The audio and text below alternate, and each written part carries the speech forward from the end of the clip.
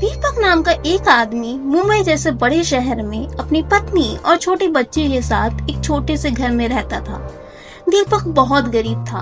कभी कभी तो उसे और उसके पूरे परिवार को भूखे सोना पड़ता था। वह रोज सुबह काम ढूंढने जाता और शाम को निराश होकर वापस आता। अब तो मकान मालिक ने भी उसे आखिरी चेतावनी दे ही दी कि या तो वह घर खाली करे या फिर उसका किराया दे। मकान मालिक से कुछ वक्त का समय मांगकर दीपक फिर से काम ढूंढने निकल जाता है, परंतु उसे आज भी काम नहीं मिलता। अब वह किसी सन्नाटे में अकेले बैठकर सिर्फ यही सोच रहा होता है कि अब वह घर जाकर क्या मुंह दिखाएगा। रात हो जाती है। दीपक सोचता है कि घर में सब उसके लिए परेशान हो रहे होंगे, इसलिए किसी भी तरह उसे अब घर पहुंचना चाहिए। तो वह घर की ओर निकल पड़ता है। वह रास्ते में देखता है कि सड़क पूरी सुनसान पड़ी है, न कोई वहां से आ रहा है न ही जा रहा है।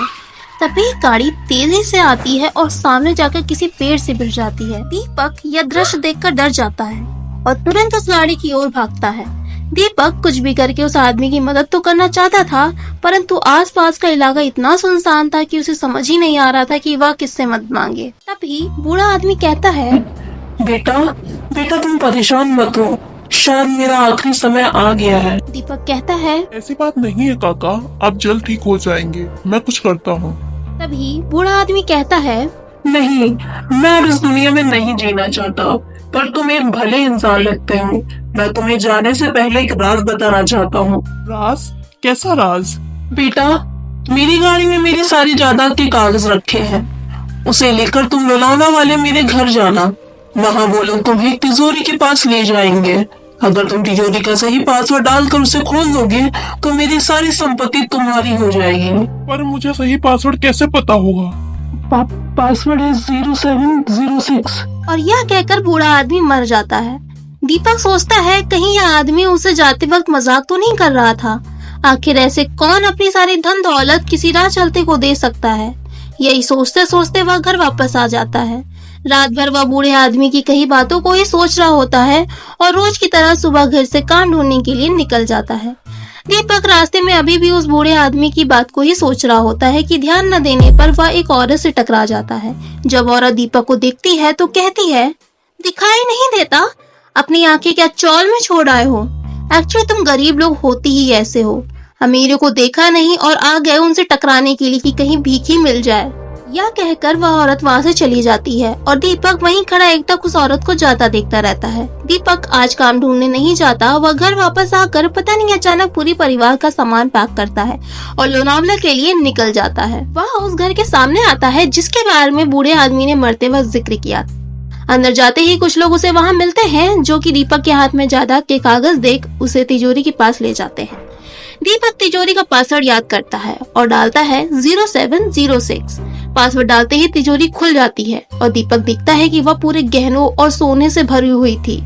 अब वह अपने पूरे परिवार को हर एक ऐश और आराम की जिंदगी देता, अपने बच्ची को महंगे स्कूल में भेजता, नई नई जगह घूमने ले जाता और नई नई गाड़ियां खरीदता।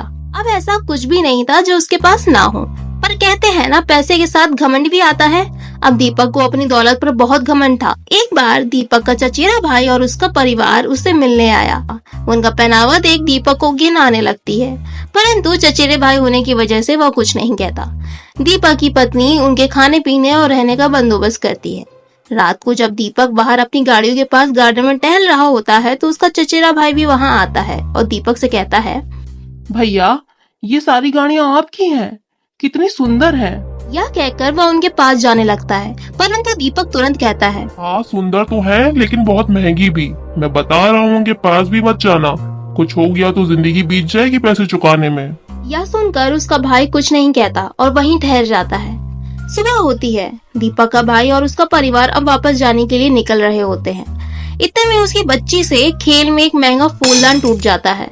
आवाज सुन दीपक दौड़ा चला आता है। वह जब देखता है कि फूलदान किसने तोड़ा तो गुस्से में आग बबूला हो जाता है और दुनिया भर की बातें उस छोटी बच्ची को सुनाने लगता है, जिससे दीपक का भाई और उसकी पत्नी भी वहाँ आ जाते हैं। दीपक कहता है, ये क्या किया? इतना महंगा फूलदान तोड़ दिया। पता है इसे कहाँ से लाए थे? नहीं, तुम्हें कैसे पता होगी इसकी कीमत? कभी देखी भी है इतनी महंगी चीज? यह सुन छोटी बच्ची दौड़कर अपने पिता के पीछे छुप जाती है और रोने लगती है। लो अब रोना शुरू। तुम गरीब लोगों का यही है, कुछ ना कर पाओ तो रोना शुरू। दीपक का भाई कहता है, भैया इसके बदले में मैं माफी मांगता हूँ, नादानी में हो गया बच्ची से, प्लीज इसे माफ कर दीजिए। नादानी? इतना बड़ा नुकसान कर दिया और नादानी समझकर माफ कर दूं?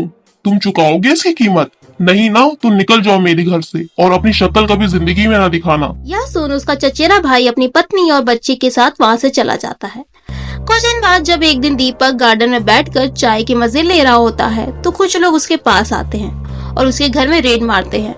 दीपक को कुछ समझ नहीं आ रहा होता है कि उसके साथ क्या हो रहा है। बहुत पूछने के बाद उनमें से एक व्यक्ति बताता है कि इनकम टैक्स न भरने की वजह से उसकी सारी प्रॉपर्टी जब्त की जा रही है और उसे यह घर छोड़कर भी जाना पड़ेगा। दीपक के पास रहने को अब कोई जगह नहीं होती। वह और उसका परिवार अब रास्ते पर आ चुके होते हैं, जिससे दीपक का सारा घमंड अब चकनाचूर हो जाता है। तभी अचानक दीपक का चचेरा भाई दीपक के पास आता है और कहता है, भैया ये कैसे हुआ? मुझे जैसे ये सब पता चला मैं दौड़ा चला आया। आप चलिए मेरे साथ मेरे घर। वैसे वो थोड़ा सा छोटा है, पता नहीं आपको अच्छा लगे या नहीं, लेकिन मैं देख लूंगा कुछ ना कुछ। यह सुन दीपक की आंखें भर आती हैं और वह अपने भाई से अपने बर्ताव के लिए माफी मांगता है। दीपक कहता है, मेरे छोटे भाई मुझे माफ कर दो।